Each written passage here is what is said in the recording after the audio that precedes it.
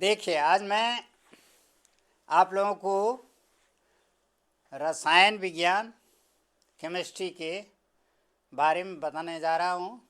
इसका बेस क्या है, आधार क्या है जो निम्न क्लास से लेकर के उच्च क्लास तक काम आता है। निम्न स्तर से उच्च स्तर तक काम आता है, उसी के बारे में आज मैं बताने जा रहा हूँ। रसायन विज्ञान रसायन का अर्थ होता है नया पदार्थ, न्यू सब्सटेंस। यानी नया पदार्थ है क्या, नया पदार्थ क्या है, उसके बारे में, वह बना कैसे है, उसके बारे में हम पढ़ते हैं। अब मान लीजिए पानी है, जल है, वह कैसे बना है, किस चीज़ से बना है, कैसे बनता है, और इसके बाद उसका गुण क्या है, ये सारी चीज़ पढ़ते हैं केमिस्ट्री में। तो उसका बेस क्या है, इसका आधार क्या है?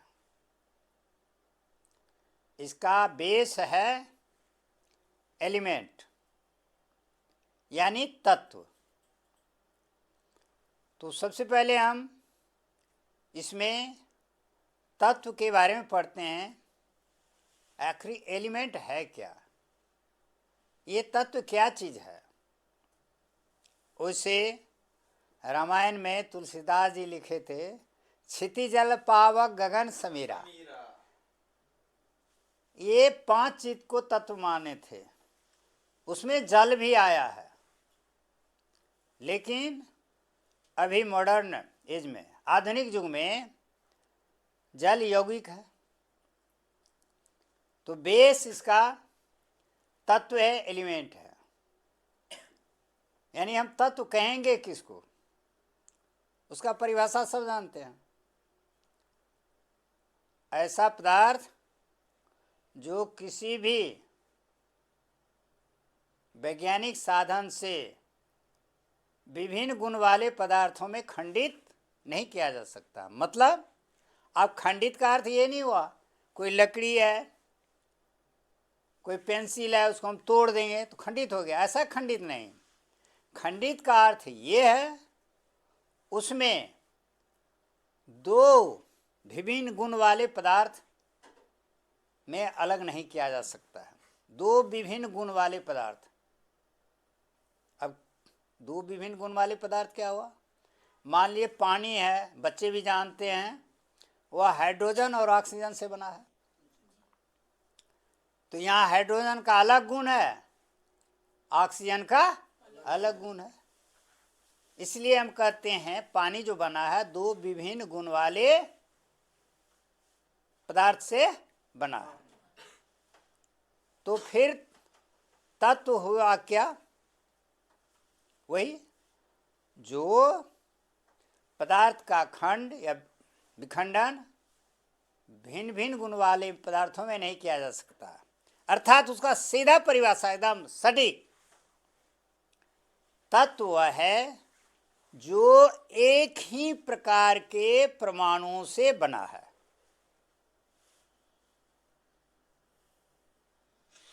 तत्व है जो एक ही प्रकार के वन काइंड्स ऑफ एटम, जिसको इंग्लिश में बोलते हैं वन काइंड्स ऑफ एटम, एक ही प्रकार के परमाणुओं से बना है। अब सवाल आता है ये परमाणु क्या है, परमाणु है क्या। तो परमाणु वह सूक्ष्मतम कण है, परमाणु वह सूक्ष्मतम कण है जो रासायनिक अभिक्रिया में भाग लेता है, लेकिन स्वतंत्र अवस्था में नहीं रहता। रासायनिक अभिक्रिया में भाग लेता है लेकिन स्वतंत्र अवस्था में नहीं रहता। चलिए, तो रासायनिक अभिक्रिया में भाग लेता है, तो यही रासायनिक अभिक्रिया में भाग लेता है कौन? परमाणु, जिसको हम इंग्लिश में क्या कहते हैं? एटम। तो तत्व उसी पदार्थ को कहेंगे जो एक ही प्रकार के परमाणुओं से बना है, एक ही प्रकार के परमाणुओं से बना है। अब मान लीजिए हम लोहा को, आयरन जिसको इंग्लिश में बोलते हैं, उसको तत्व क्यों कहते हैं? इसलिए कहते हैं कि लोहा में एक ही प्रकार का परमाणु है। सोना को तत्व क्यों कहते हैं? सोना भी एक ही प्रकार के परमाणुओं से बना है। चांदी को तत्व क्यों कहते हैं? चांदी भी एक ही प्रकार के परमाणु से बना है, इसलिए इसको हम तत्व कहते हैं। और ये तत्व जैसे सोना है, चांदी है, लोहा है, तो इसको हम अगर लिखते हैं तो बड़ा शब्द लिखना पड़ता है। एल्युमिनियम है, एक बहुत बड़ा शब्द लिखना पड़ेगा, इसलिए कम समय में लिखने के लिए, समझने के लिए उसको हम सिंबल में लिखते हैं, यानी संकेत में, संकेत में लिखते हैं। जैसे हाइड्रोजन लिखना है, एच लिख देते हैं तो हाइड्रोजन हो गया। ऑक्सीजन लिखते हैं, ओ लिख दिए तो ऑक्सीजन हो गया, तो ऑक्सीजन का सिंबल ओ हो गया, हाइड्रोजन का सिंबल एच हो गया। लेकिन मान लीजिए हाइड्रोजन का एच हुआ, तो शुरू का हम अक्षर लेते हैं, प्रायः शुरू का अक्षर लेते हैं। लेकिन जो लैटिन भाषा से आया है, जो लैटिन भाषा से आया है, लैटिन में जो उसका नाम है उसमें वही अक्षर लेते हैं जो इंग्लिश से है। जैसे हाइड्रोजन है, ऑक्सीजन है, ये इंग्लिश भाषा से है, तो ऑक्सीजन का ओ लेते हैं, हाइड्रोजन का एच लेते हैं। तो ये सिंबल की बात हुई। और ये सिंबल, किसी भी तत्व का जो सिंबल है, संकेत है, नीचे स्तर से, निम्न क्लास से लेकर हायर क्लास तक हम यूज करते हैं, प्रयोग करते हैं इस सिंबल का केमिस्ट्री में। तो इसका मतलब हुआ केमिस्ट्री का बेस, आधार क्या हुआ? एलिमेंट हुआ, तत्व हुआ, और उसका सिंबल हुआ, संकेत हुआ।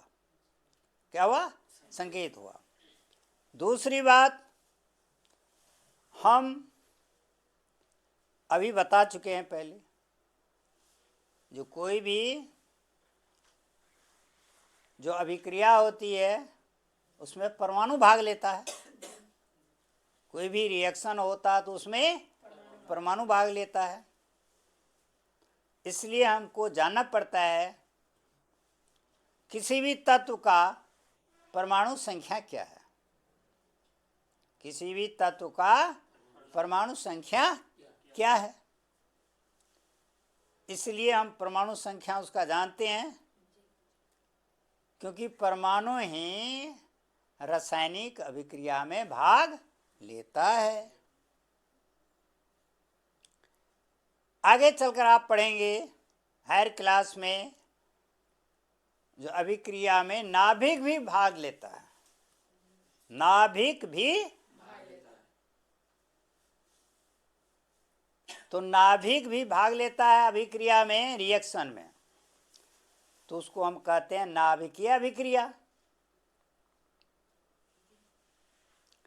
और जब परमाणु भाग लेता है तो उसको कहते हैं रासायनिक अभिक्रिया।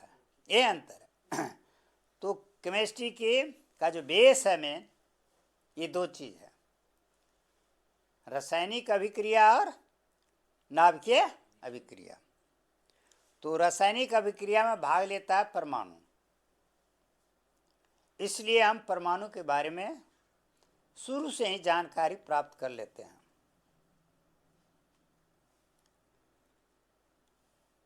तो मालूम है हम लोगों को परमाणु में 3 कण होते हैं, जिसको मौलिक कण कहते हैं।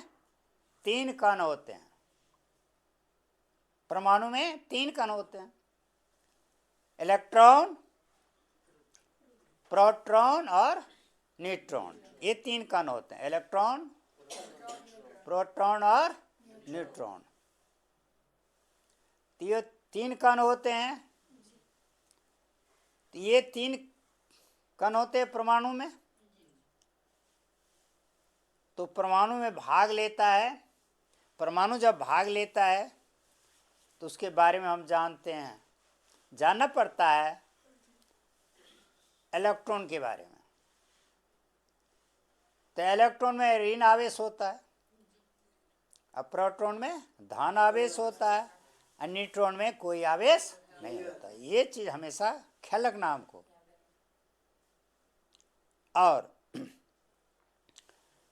तो सबसे पहले जब रासायनिक अभिक्रिया होती है तो उस रासायनिक अभिक्रिया में इलेक्ट्रॉन भाग लेता है। अब आप सवाल करेंगे इलेक्ट्रॉन क्यों भाग लेता है, प्रोटॉन क्यों नहीं भाग लेता है, न्यूट्रॉन क्यों नहीं भाग लेता है? ये सवाल आता है ना, आप पूछ सकते हैं, सवाल कर सकते हैं। जो इलेक्ट्रॉन ही भाग क्यों लेता है, प्रोटॉन क्यों नहीं भाग लेता है, और न्यूट्रॉन क्यों नहीं भाग लेता है? देखिए, तो इसके लिए मैं एक संक्षिप्त में कह सकता हूँ। प्रोटॉन और न्यूट्रॉन परमाणु जो होता है, परमाणु के अंदर ना होता है ये। तो मान लीजिए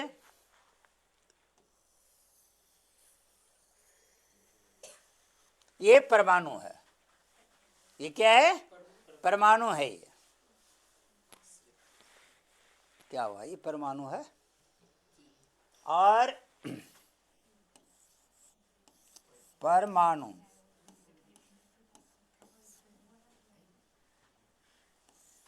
इसको इंग्लिश में क्या कहते हैं,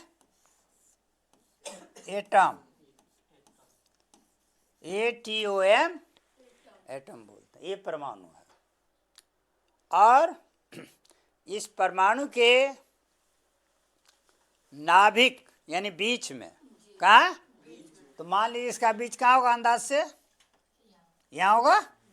यह नाभिक, ये क्या है, नाभिक है, नाभिक।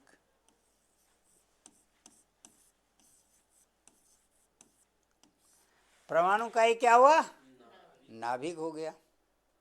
अब ये नाभिक है, यही इसी नाभिक में रहता है प्रोटॉन और न्यूट्रॉन। कौन, प्रोटॉन और न्यूट्रॉन। तो मान लीजिए प्रोटॉन को हम P से दर्शा रहे हैं और न्यूट्रॉन को N से। किसे, N से। तो ये प्रोटॉन और न्यूट्रॉन ही नाभिक में रहता है। क्या रहता है, ठीक है, बीच में रहता है, नाभिक में। अब सवाल है, और इलेक्ट्रॉन जो होता है, अब कौन बचा, इलेक्ट्रॉन। ये इलेक्ट्रॉन इसके नाभिक के चारों ओर, किसके चारों ओर, नाभिक के चारों ओर ऐसे चक्कर लगाता है। क्या करता है, चक्कर लगाता है। ऐसे क्या करता है, चक्कर लगाता है ऐसे, ठीक है। इस तरह से वो चक्कर लगाता है। क्या लगाता है, चक्कर लगाता है, ठीक है। ये चक्कर लगाता है तो ये इलेक्ट्रॉन ई, कौन है, ई, ये नाभिक में क्या कर रहा है, चक्कर लगा रहा है। क्या कर रहा है, ऐसे मान लीजिए चक्कर लगा रहा है। तो होता है क्या, कोई जब फोर्स या बल लगता है इस पर, क्या लगता है, फोर्स या बल लगता है, तो बाहर चारों ओर कौन है, इलेक्ट्रॉन घूम रहा है। कौन घूम रहा है, घूम रहा है ना। तो ये इलेक्ट्रॉन घूम रहा है, जैसे ही उस पर थोड़ा ही फोर्स लगेगा, जैसे कोई चीज घूम रहा है, दिमाग लगाइए, घुमाइए, घूम रहा है, और उसमें हल्का सा, ज्यादा ये तो घूम रहा है, गतिशील है, लेकिन उसमें हल्का सा फोर्स लगेगा, बल अलग से कोई, तो क्या हो, फट से भाग जाएगा बाहर, भाग जाएगा। बल लगेगा तो क्या, घूम रहा तो घूम ही रहा, और उस पर बल थोड़ा लग गया तो भागेगा, भागेगा माने वहां से निकल जाएगा। तो यही होता है। अब इसको हम इस तरह से समझाते हैं, देखिए क्या होता है, इसको मैं प्रैक्टिकल रूप से बता रहा हूँ, आप लोग समझिएगा। जैसे सब बच्चे भी ऐसा करते हैं, क्लास में वर्ग में कहीं देखें एक दूसरे को, तो देखिए उसी में ये बात है, करते हैं क्या, कंघी होता है, उसको बाल से कंघी को खूब रगड़ते हैं। क्या करते हैं, ध्यान दीजिएगा, बाल को किसे रगड़ते हैं, कंघी से खूब रगड़ने के बाद क्या करते हैं, नीचे टेबल पर कहीं कागज है छोटा छोटा, वहाँ ऐसे क्या करते हैं, हाँ देते हैं, तो कागज का जो टुकड़ा है खिंचा जाता है। अब इसको समझना है होता है क्या, क्या होता है, ध्यान दीजिए। कंघी को जो हम बाल से रगड़ते हैं, बल लगता है ना, क्या लगता है, तो बल जो लगता है, तो उसके अंदर क्या है, परमाणु से बना हर एक पदार्थ किससे बना है, तो वो परमाणु के अंदर है क्या, इलेक्ट्रॉन, प्रोटॉन, न्यूट्रॉन। इलेक्ट्रॉन तो घूम रहा है, तो उस पर जो रगड़ते हैं तो बल लगा, क्या लगा, बल लगा, तो इलेक्ट्रॉन वहां से भागा। अब ये भाग कर कहीं थोड़ा जाएगा, वो जो इलेक्ट्रॉन वहां से निकला, क्या निकला, इलेक्ट्रॉन मान लीजिए तो कंघी में आ गया, किस में आ गया, कहाँ आ गया, कंघी में आ गया। तो कंघी में कौन आवेश हो गया, ऋण आवेश, क्योंकि इलेक्ट्रॉन में ऋण आवेश होता है, इसलिए जिस पदार्थ में इलेक्ट्रॉन जाएगा, जिसमें इलेक्ट्रॉन जाएगा वो ऋण आवेश हो जाएगा। कौन आवेश हो जाएगा, ऋण आवेश हो जाएगा, क्योंकि इलेक्ट्रॉन में क्या है, इलेक्ट्रॉन ऋण आवेश है ना, तो इलेक्ट्रॉन ऋण, इस तरह से बता दिया। इसी तरह ये चक्कर लगाता है तो इलेक्ट्रॉन कैसे निकल जाता है। ऐसे ही कोई जो रिएक्शन होता है, क्या होता है, रिएक्शन होता है ना, तो क्या होता है, एक पदार्थ का इलेक्ट्रॉन दूसरे पदार्थ, अभी बताया ना, कंघी है, बाल है, इलेक्ट्रॉन जाता है ना, ऐसे ही एक पदार्थ का इलेक्ट्रॉन दूसरे में चला जाता है, एक पदार्थ है, इलेक्ट्रॉन दूसरे में चला जाता है। जैसे हम उदाहरण से समझाते हैं, मान लीजिए सोडियम है, क्या है, Na, ये सोडियम है, क्या ये सोडियम है। तो एक बात और हम इस बीच में बता देते हैं, यहां जो इलेक्ट्रॉन घूम रहा है, क्या घूम रहा है, इलेक्ट्रॉन जो घूम रहा है ना, तो इलेक्ट्रॉन सबसे बाहर वाला जो है, बाहर वाला भागेगा, ये इलेक्ट्रॉन कौन भागेगा, बाहर वाला, जैसे घूम रहा है ना इलेक्ट्रॉन सब, इसके सबसे बाहरी कक्षा उसको बोलते हैं। मान लीजिए ये वह पहली कक्षा, ये वह दूसरी, तीसरी, चौथी, इस तरह कक्षा होता है। तो सबसे अंतिम कक्षा वाला इलेक्ट्रॉन भागेगा, अंदर वाला बॉल तो वो भाग जाएगा। तो देखिए, तो सोडियम के अंतिम में, सोडियम का जो परमाणु है, क्या है, परमाणु, जैसे अभी परमाणु दिखाए ना, बताए ना, तो सोडियम के परमाणु में अंतिम कक्षा में एक इलेक्ट्रॉन होता है। कितना होता है, एक। ठीक है, इसमें एक इलेक्ट्रॉन हुआ, इसको मान लिया हम बिंदु से दिखा दिए, किसे दिखा दिए, अब इधर देखिए, Cl क्लोरीन, जानते होंगे Cl क्या है, क्लोरीन। इसके अंतिम कक्षा में 7 इलेक्ट्रॉन होता है। कितना होता है, 1 2 3 4 5 6 7। देखिए समझ लीजिए, ये रिएक्शन असली, ये अगर आप समझ जाएंगे तो कोई भी चीज समझ जाएंगे कैसे हुआ केमिस्ट्री में, बेस है एक समझाने। तो क्या होता है, इसमें 1 इलेक्ट्रॉन है, इसमें 7 है। ध्यान दीजिए, ये भी इलेक्ट्रॉन है, ये भी इलेक्ट्रॉन है, ई भी इलेक्ट्रॉन है, ई भी अंतर है, ई सोडियम का है, ई क्लोरीन का है। दो पदार्थ जैसे कंघी और बाल को रगड़े, उस तरह देखिए रिएक्शन कैसे होता है। होता है क्या इसमें मान लीजिए इस 7 इलेक्ट्रॉन है, तो 7 इलेक्ट्रॉन का पावर है ना, कितना इलेक्ट्रॉन का पावर है, आइए इसमें एक ही इलेक्ट्रॉन है तो इसका पावर तो एक का हुआ। अब बताइए एक तरफ 7 आदमी हो, एक तरफ एक ही आदमी हो, समझ रहे ना, तो कौन खींचेगा? 7 आदमी जिधर रहेगा वही खींच लेगा, एक आदमी क्या करेगा? खींच लेगा। देखिए यही चीज है, प्रैक्टिकल में हम लोग देखते हैं ना, कॉमन सेंस है। तो ये क्या करता है, 7 इलेक्ट्रॉन इसके इलेक्ट्रॉन को खींच लेता है, ये देखिए खिंचाता है, इस इलेक्ट्रॉन को क्या किया, ये खींच लिया। चलिए यहाँ इलेक्ट्रॉन आ गया, इसका इलेक्ट्रॉन यहां से यहां चला आया। यही है जादू, यही है केमिस्ट्री का जादू, बेस यही है। आप जितना भी उदाहरण पढ़ेंगे और तो ये हुआ इलेक्ट्रॉन चला गया उसमें। अब देखिए इलेक्ट्रॉन चला गया ना, तो सोडियम हो गया, हाँ इलेक्ट्रॉन किस में गया? क्लोरीन में। अभी मैं बताया हूं तुरंत, जिसमें इलेक्ट्रॉन जाएगा वो कौन आवेश होगा?